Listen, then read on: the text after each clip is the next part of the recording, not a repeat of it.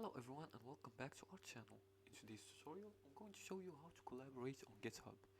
GitHub makes it easy to collaborate with other developers on code and projects.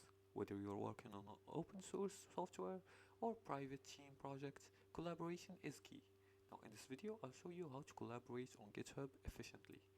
The first step is to fork the repository.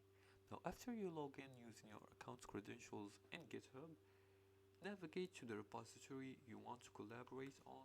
For example, I'm gonna go back to my main dashboard and I'm gonna choose this repository, this project, right here. Now click the fork button at the top right corner to create a copy of the repository in your GitHub account.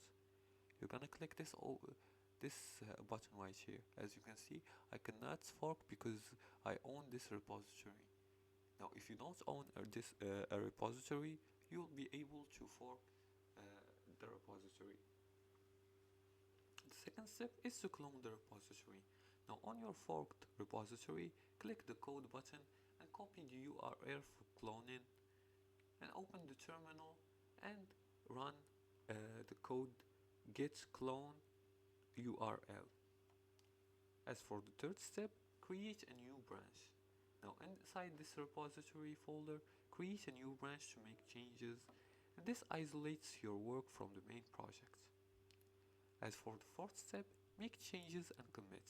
You can edit your files as needed, and once done, commit your changes.